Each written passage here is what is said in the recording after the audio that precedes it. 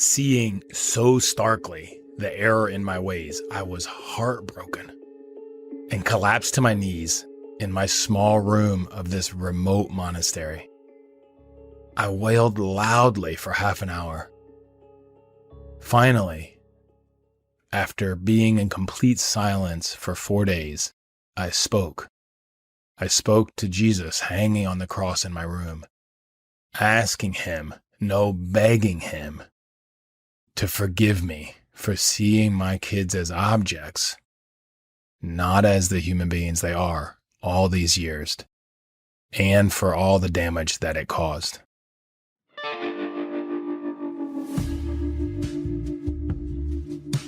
I'm Art Blanchford, and this is Life in Transition, a podcast about making the most of the changes we're given. As a married father of 3 teenagers, a longtime global business executive and adventurer, I've been through hundreds of transitions in my life. Many have been difficult, but all have led to a depth and richness I could never have imagined. You'll get to hear all about them on this podcast so that together we can create more love and joy in our lives, no matter what transitions we are going through. Welcome back to Life in Transition. This is Art Blanchford. It's June 30th, 2023 when I'm recording this. It's great to be back behind the microphone after many months away. Today you will hear about the transition from my heart being at war to it being at peace. My transformation in the desert. Let me ask you, are your loved ones people or objects to you? Of course they are people, you say. But be careful. Don't answer too quickly. I would have said the same thing, but I would have been wrong. Yes, I loved my children, and I checked all the boxes that I thought should be checked for proper care and development for them. But I was missing the most important one, and I didn't even know it. 5 days of silence in the New Mexico desert helped me to see that. I'm looking at my journal that I wrote during that time back in 2019, and I write, I hate to admit it, but I have been trying to influence not just Alex, my oldest son, but all of my kids to make my own life story turn out the way I wanted, with me at the center, with me as the hero, my perfect life. Wow. Ouch. The truth really hurts here. What damage have I done to Alex, but also to Sawyer and Kaylee, my younger 2 children? That's what I wrote in my journal. And it was an amazingly transformative time and an amazing learning for me. So where do I start in this one? It's so deep and it's still raw 4 years later. So I'll give you a little background. The summer of 2019, I was number 2 in a public auto tech company, running North America, China, and Korea. I had 3 teenage kids, 2 of which are adopted. One of those had reactive attachment disorder. I was trying to be the perfect dad, husband, and corporate globetrotting executives, and son, and brother, and friend, and adventure athlete. I was trying to build what I thought was the perfect life, the American dream. And I was about to collapse. But I didn't know it yet. I had planned to volunteer at an outdoor camp with my daughter, who was an attendee, but she had injured her thumb and couldn't go. Now I was sitting on my back deck with my head in my hands, feeling bad for my daughter and feeling way too busy to be gone for 10 days anyway. I was completely overwhelmed by work and life, and I felt like I was about to collapse. At this point in my career, I was traveling around the world at least once a month, and sometimes traveling 3 weeks in the month. Some friends in my men's group were going to Monastery of Christ in the Desert in New Mexico, as they had done every year. It sounded great, but I couldn't go when they were going.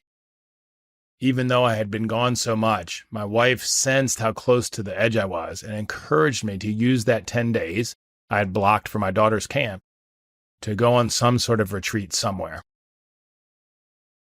I couldn't manage 10 days completely off from work, but I decided on a 5-day retreat to that same monastery of Christ in the Desert in Chama Canyon, New Mexico.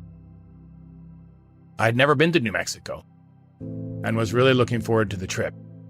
I decided I would do a completely silent retreat and just meditate, journal, read the Bible, and run and hike. At this monastery, there is no Wi-Fi and no cell phone signals, so my phone would only be for a camera. I decided not even to listen to books or anything else. I would completely unplug for 5 whole days. As I packed, I was looking for the Message version of the Bible, written by Eugene Patterson. I looked everywhere for it, but I couldn't find it. As I was frantically trying to get out the door to the airport, I made one last rushed search through the house, as I often did in my life at that time, and saw the Message and grabbed it and stuffed it in my bag. When I got there, it turns out it wasn't the Message, but a book of similar size, shape, and color called The Bonds That Make Us Free by Dr. Terry Warner. Well, I thought, this must be the one that God wants me to have. I had bought the book much earlier on the recommendation of Ron Searle, who was the founder and was running the Arivaca Boys Ranch, where my oldest son, Alex, was staying at that time, using equine therapy and group therapy to try to overcome his reactive attachment disorder. But it was a big and thick book, and I was busy, so I never read it. Alex healed a lot at the ranch, as did the rest of the family at home while he was gone. We were required to read and study The Anatomy of Peace, which Terry Warner also helped author. We were also required to join family and individual therapy. At that time, I was very nervous about that and thought, probably like many of you, that I didn't need therapy. I was fine. That was for broken people. Looking back now, I can't believe I used to feel that way. I have been in therapy almost weekly since then, and it has helped me tremendously. Anyway, Alex had come home from the ranch in December of 2018 and had finished high school online with good grades and had a job at Home Depot. He was doing well, but then started to spiral down rapidly again. He became, again, very aggressive, angry, disrespectful, threatening violence, making our home like a minefield. Every day, like walking on eggshells. When is he going to blow up? Working closely with a local therapist, we set the ground rules for the house and gave him 6 months to be in line with them. When he wasn't, I made him leave that spring. I was proud of myself for staying calm when he cussed at me and kicked and punched holes in our walls. I asked if he wanted a sleeping bag, and he asked why, and I replied, "It's cold, and you might be living in your car." He reluctantly accepted it and was glad that he had it when he was kicked out of his grandparents' house a few days later. As he was getting in his car to leave, I asked if I could have a hug. And he angrily asked, "Why would you want a hug? I'm so pissed at you right now." I answered, "I want a hug because I really don't know if I'll ever see you again." I didn't get one. But at that point, I felt that he would most likely end up in jail or maybe even dead, and that we might not ever see each other again. It was that bad. My other 2 children were having issues too because of the tension in the house. Sawyer, then 15, had gained 100 pounds, and Kaylee had chronic pain in her thumb that had forced her to quit gymnastics, which was how she identified herself as a person at this point in her life. This was all on top of a very demanding and contentious job, which is how I defined myself at that point in life. All of this was swirling in my head as I made the long drive to and through Chama Canyon in the dark, arriving at the most remote monastery in the US, if not in the world. I checked into a very small room with a small desk and a single bed, no bathroom or AC. I found a leather medallion that signified that I wanted to be in silence, and I put that around my neck. I wouldn't speak until I found peace. And I didn't, which is amazing considering how much I love to talk. I meditated, ran, read, wrote, hiked, contemplated, watched the river and the amazing canopy of stars. I did something I never did before. I slept whenever I was tired, no matter what time of day. I didn't stress out about being awake in the middle of the night, as I do at home, but just went out and enjoyed the stars. I just let time unfold. I didn't have to make any decisions, just what to do in this moment. It was incredibly freeing. If I was hungry, I would go to the meal times with the monks. If not, I would skip. We ate in silence. When I did attend, I attended a few services in silence. On my fourth day, when I was reading in Bonds That Make Us Free, on page 170, my world collapsed and expanded all at once. A woman was sharing how she was Superwoman. She saw herself as Superwoman, which I thought was funny because I often saw myself as Superman. She was doing everything for her kids. She earned the money for them, she cooked for them, she loved them, she hugged them, she helped them with their homework, she read to them, she tucked them in at bed at night, she went to their events. She was doing everything right, except she was not seeing them as human beings, but as objects. Wait, you say, how could that be possible if she's doing all that good for them? I will explain. She was working so hard, like me, to have the perfect life for her and her children. But her children were actually accessories to that life, to her life. Pieces of the puzzle surrounding her with her at the center. They were a part of making her life perfect. They were not human beings in their own right, but just objects complementing her image of her perfect life. In that moment, I saw myself starkly, and my world crashed down. That's when I wept and wailed loudly and messily for over half an hour. I used a whole towel wiping away my tears. Then I spoke, after 4 days of silence, and that's when I asked Jesus, who was hanging on the wall. I was never so glad to have him to talk to right there, to forgive me, my lost self, for seeing my own children as objects, as accessories to my life, my trying to be perfect life, and for all the damage that had done. I was completely humbled, crushed, and heartbroken, and excited at the same time. I simultaneously felt so much grief for the lost time and lost ways, and so much hope for the future of our relationship if I changed. Now that I saw the need to change, I was committed to it. I cleaned myself up and decided I wanted to talk to the abbot about it for some advice. He listened patiently, kindly. When I was done, he said, "Art, thank God that you have had this revelation now. You are the third man who has come to me with this same revelation in his life. But you can do something about it. The other two men were on their deathbeds. So thank God that he gave it to you now, and go do something about it." I did. It changed my heart from one at war to one at peace. How did I have that change of heart? How did I make that transition? Well, I'll take you through it now.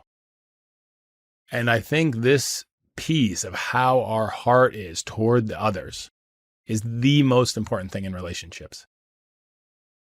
For all of you struggling with relationships out there, especially with children, with your children or your spouse, especially if you're busy executives or busy parents, it is how that we hold others in our hearts, how our heart is toward them, that has the biggest impact. If I am seeing someone else as an object, I can't have a great relationship with them, no matter what else I do. They feel that I am seeing them as an object, as someone that is either irrelevant, an obstacle in my life, or a vehicle,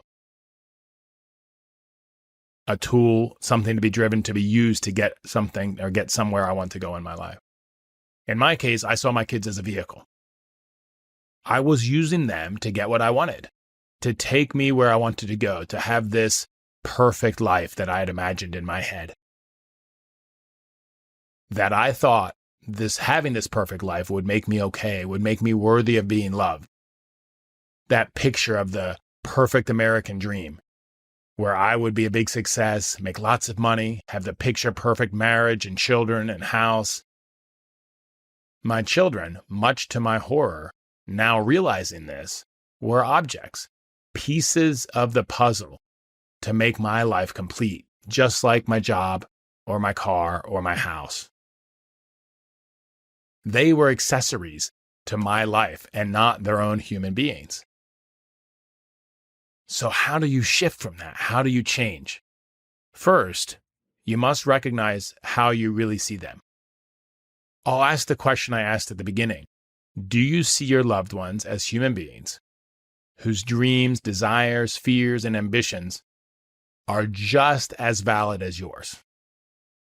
Or do you see them as objects, a little bit less real than yourself, whose cares, concerns, and dreams matter a little less than yours, that you need to fix them or correct them or make them be a certain way? How can you tell how you see them?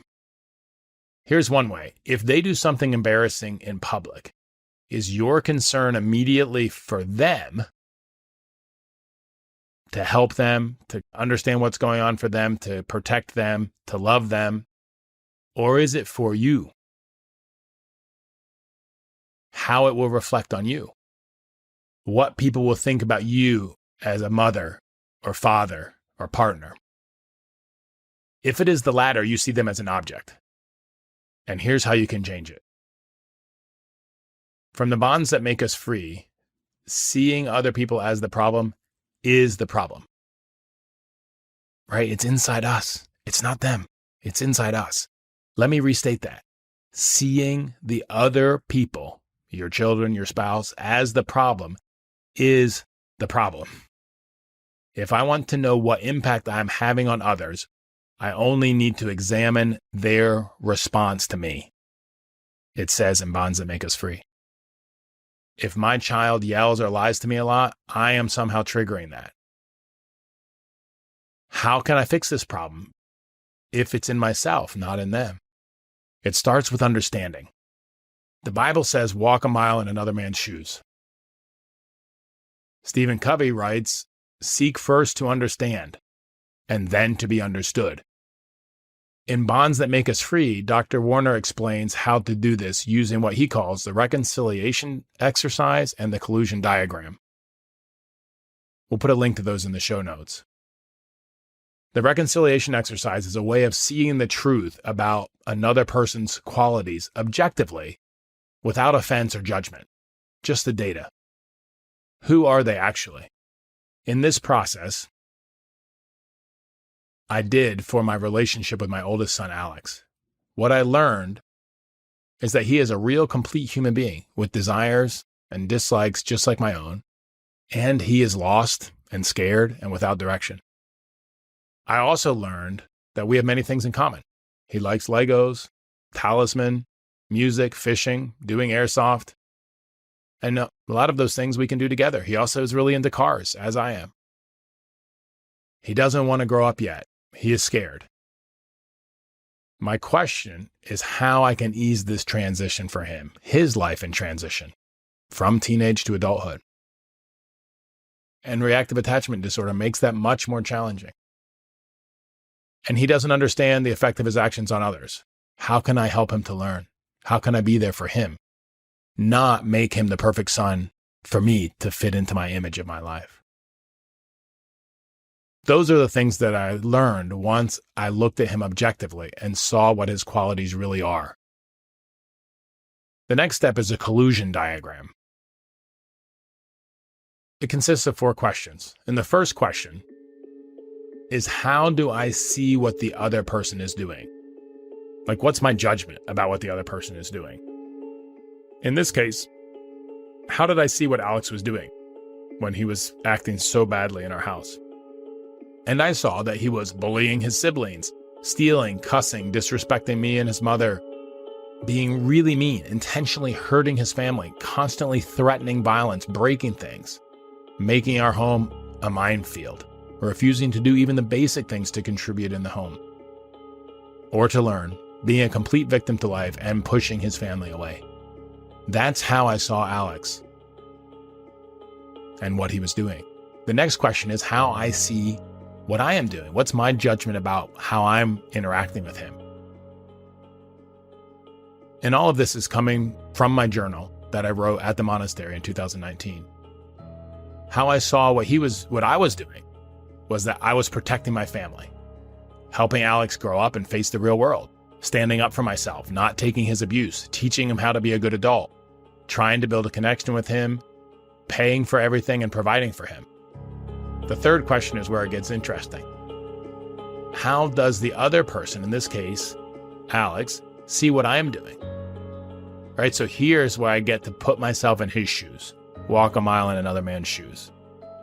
Seek first to understand. So I put myself in his shoes and I ask myself, how does Alex see what I am doing?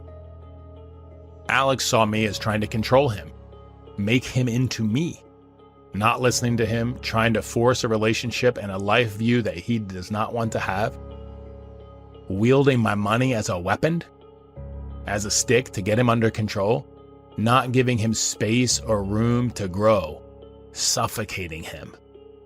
Yikes. That's right. He feels like I am suffocating him with nonstop pressure. And I didn't have to talk to him to do this. I just put myself in his shoes and imagined what it's like to be him.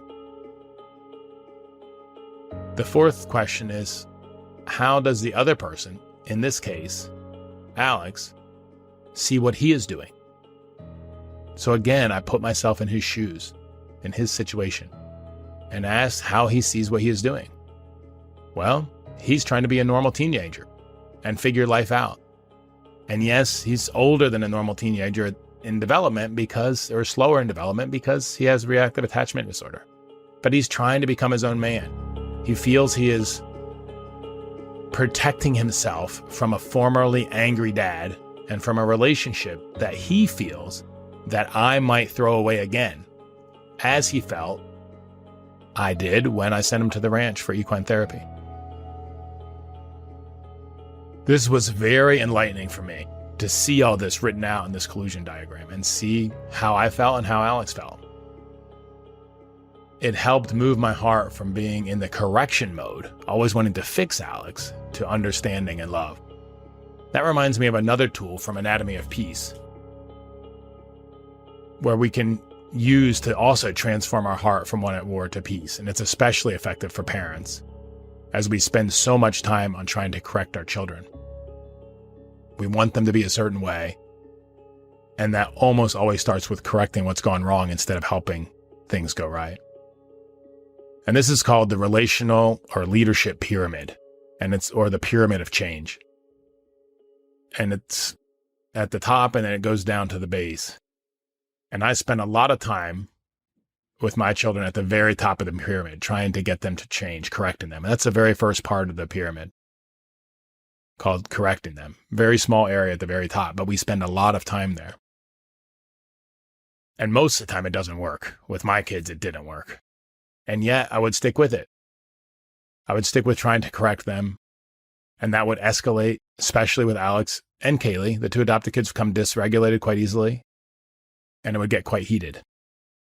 So that in this pyramid, when it says when the correcting doesn't work, mostly before I was aware of this, I just tried to correct more. But when the correcting doesn't work, we go down the pyramid. We must consider the fact that they might not know how to do it right. And so we move down, we slow down, we drop to the next level, and we teach them what it is they need to do. Not correcting them, but just trying to teach them ahead of time. And if that doesn't work, which in my case it didn't work, then we need to drop down to the next level. And we need to work on I need to work on my relationship with them. Stop trying to correct, stop even trying to teach, and just relate. Just build a relationship, listen to them, understand them. And if that doesn't work, like it got so bad with Alex, I couldn't even work on my relationship directly with him.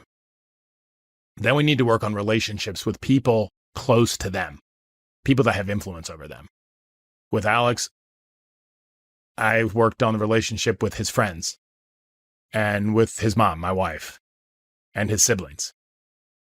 And that eventually invited him into the possibility of being back in relationship with me. When he heard good things about me from his siblings or his friends or his mom, or he saw the way that I interacted with them, then he became open to being back in relationship with me. But if that still doesn't work, which it didn't at this time when I ended up kicking Alex out of the house, if you still can't connect with them by working on other relationships, then you have to look inside yourself. Is my heart at war? Am I seeing them as an object, or is my heart at peace? How am I approaching him? Am I seeing him as a human being or an object? And that's, 40% of the area on the pyramid, because it also has the biggest effect. If my own heart is not in the right space, nothing else works. Nothing else matters. And that's where most of the work has been for me. As you heard earlier in the story, this has been a great tool to look to anytime I'm working on a relationship with somebody, especially someone that I'm in a leadership position or authority over at work or my children. We may be trying to teach or trying to correct when we need to be looking in our own heart. Is it at peace? Are we seeing the other as a human being, letting go of the outcome?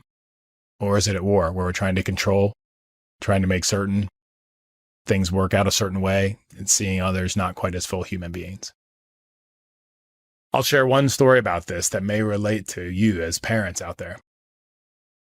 Alex is 12, and we had friends over with their kids that were younger than Alex. He would become dysregulated very easily. At the time, we didn't know he had reactive attachment disorder yet. But that's what reactive attachment disorder does. It makes very quick dysregulation. The child sees everything as a life and death situation and goes into fight or flight mode at any trigger that seems, anything that seems incredibly inconsequential to the rest of us. When he became dysregulated, he would start cussing. And my first reaction was not, oh man, Alex is struggling, he's dysregulated. I need to step in and help him calm down and get him to a place where he can become regulated again. That was not my first reaction. My first reaction was, what will this other family think about our family that my son is dropping a bunch of F-bombs around their younger kids? They will think I'm a bad father. Looking back at that now, after the realization I had at the monastery in 2019, it was another point of evidence that I was more concerned about how I was being seen to my friends than taking care of Alex in that moment. At that time, I was not seeing him as a human being, as I talked about earlier, but as an object, an accessory to my life. How would it reflect on me? So, how do you continue to see them as human beings, not as objects, in this present moment? Let me share one more tool, and this is very subtle, but it's the root of it all. Every time when we interact with a loved one, or any human being for that matter, we have a sense of what is the right thing to do. It's a small nudge, a small voice that says, do this, not that. Put away your daughter's dishes when she fell asleep on the couch. Or stop to see how your teammate is doing when you see them struggling a little bit at work. Or get up and take care of the crying baby so that the partner can sleep, even if it is their job, not yours. We have these small senses of the right thing to do. If we follow that sense, if we honor that small voice, then we're seeing them as a human being, and our heart will be at peace toward them. If we don't follow that sense, what's the first thing we have to do? We have to justify our decision to ourselves. We have to justify not following the sense. If I have the thought that I should go check on my daughter and see how she's doing with this heavy homework project, and if I don't do that, the first thing I do when I ignore the sense is I justify it to myself. I self-justify. I reason with myself, well, I've got this big work project due and I'm really busy and she's really smart and she doesn't need my help. And my project is more important than her homework. It starts this separation. Then I'm not seeing her as a full human being at the same level as myself. And subtly, I'm making my busy work project more important than my connection with her. And actually, I'm making myself a little bit more important than her. And if you extrapolate that, I'm making myself better in my eyes. I'm making her worse to the extent where she's not even a human being. This is actually the root cause of all violence in the world. Because as soon as you see someone as an object, as not a human being, you can do anything to them because they're not humans. Look at the Holocaust in World War II or Vietnam, right? We can do anything to people that we don't see as human beings. Or even in our politics in America today, right? The way that we talk about each other, it's not as human beings. We don't see each other as human beings. So that's a great way to check and to catch yourself in the present moment. Check your sense and follow that sense. Honor that sense. That small voice that tells you how to interact with other people. Whew. I feel like we've covered a lot of ground here today. And I really hope this can help you with your relationships. When you were listening, what relationships came to mind that need some attention from you? Follow that sense. Follow that nudge that you had while you're listening. Take action. Pause the podcast right now and write down or record in your phone what you want to improve in that relationship. Who is it with and what is it that you want to improve? Did you do it? If not, stop now and do it. It's really important. Follow that sense. Thank you. Now, which of these tools will work best for interaction? Follow your sense on that too. Is it the reconciliation process? Is it the occlusion diagram? The relationship pyramid? All of those will be linked in the show notes. Use them. Follow your sense in your interactions with others, especially your loved ones, the most valuable relationships.